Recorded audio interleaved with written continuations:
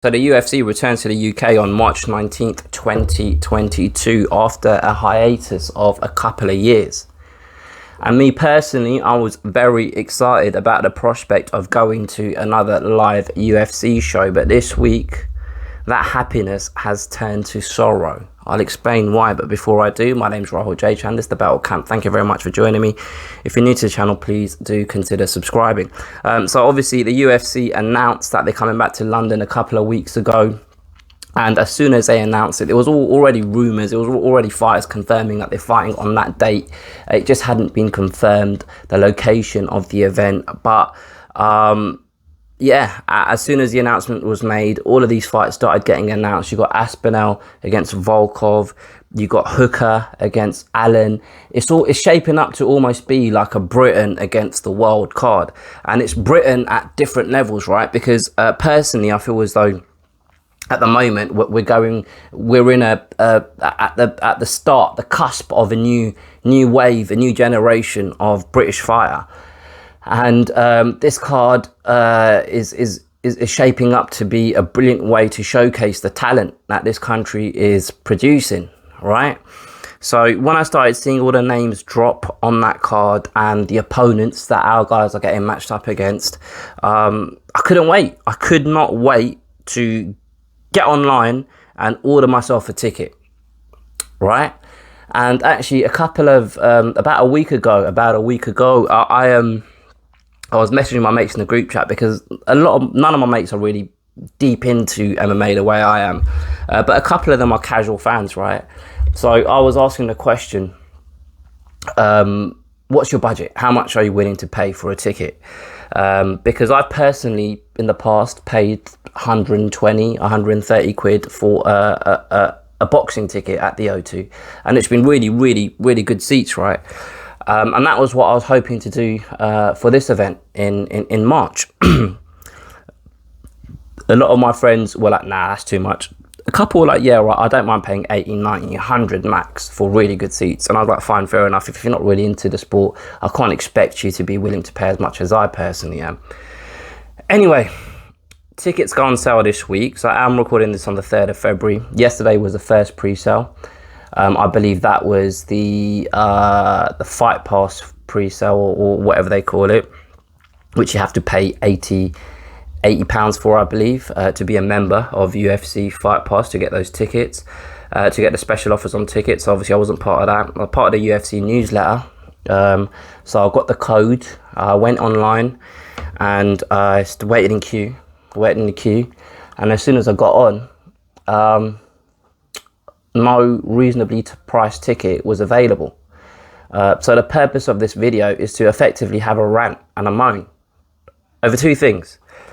The first thing that really annoys me is when there's an event that has a huge demand and the supply is finite, because there's only 18, 19, 20,000 tickets or whatever it is, somehow, some way, ticket scalpers always seem to get on before others, buy those tickets, and then before you know it, those tickets are being sold on Viagogo, on Ticketmart, or Seatwave, whatever kind of third-party ticket reseller there is, for double, triple the price, right? And that really grinds my gears. That really annoys me. Like, people actually make a living out of this, and I'm not even annoyed at the scalpers, because you got to earn a pound note however you can, right? It's not illegal what they're doing.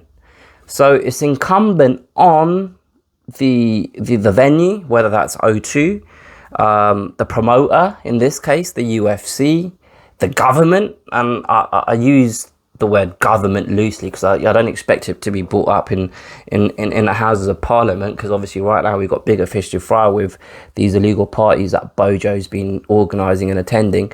But like, whoever, you know, the sports minister or whatever, like whoever deals cultural secretary or someone like that finds a way to resolve this issue, because normal people are being mugged off, right? I've seen a lot of people moaning on Twitter about this, and I've been one of them, right? So I'm not using the word moaning in a derogatory way, because I'm one of you. We're all one, right? And people have been saying, oh, you know, hardcore fans, people that stay up till 6 in the morning, watching this week in, week out, and we can't even get a ticket. That's exactly how I feel. That's how I feel. But at the same time, I understand there's a process that needs to be followed. And if that process is getting in a queue online and hoping that you get selected to be one of the first in line to buy a ticket, fine. I'm happy to play your game, right?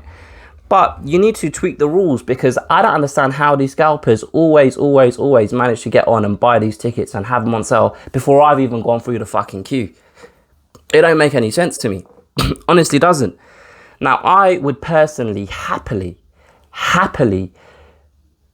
in order to be part of this process, fill in a form where it states my name and address, etc., and have to provide ID with my ticket upon entry.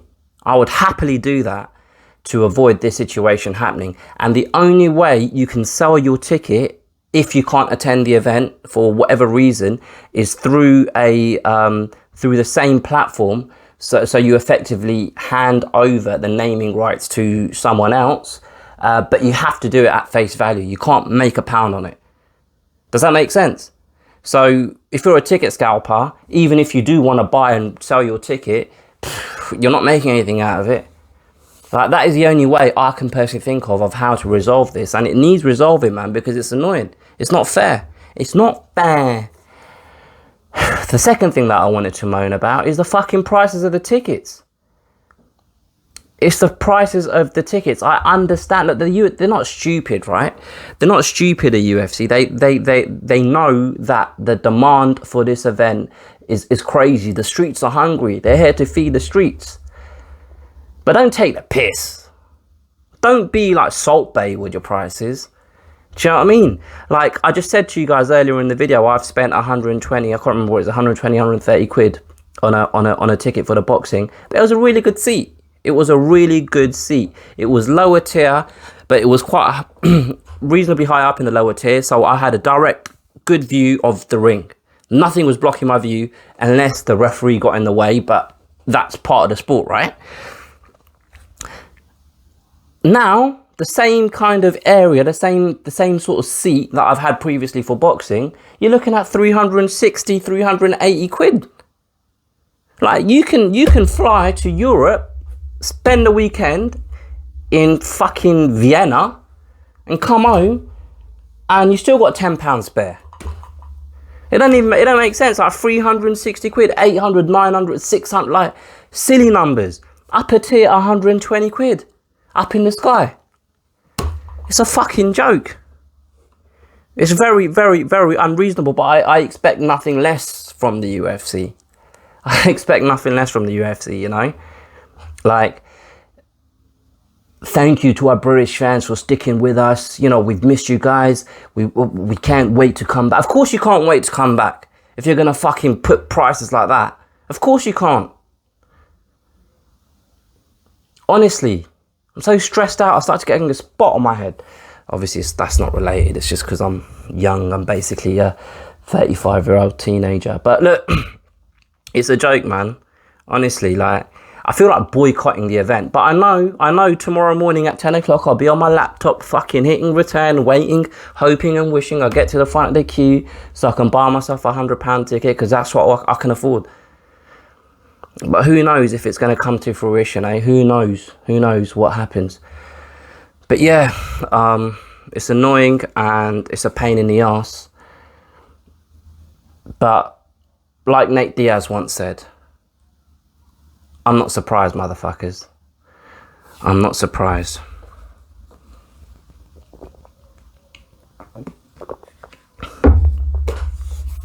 Apologies as I take a swig of my hey, I'm just going to go and make myself a protein shake. I love the way your body's responding to the pregnancy. Say hi to your sis from. What film's that from? Comment below. And while you're there, comment on what I've just said in this video. Like, share, subscribe, all of that good stuff. Feel free to share your own opinions with regards to my points. If you think I'm wrong in any way, I'd love to hear it, because I can't see any holes in my argument at the moment. I really can't. But anyway, I think that's it for me. So I'll catch you guys next time.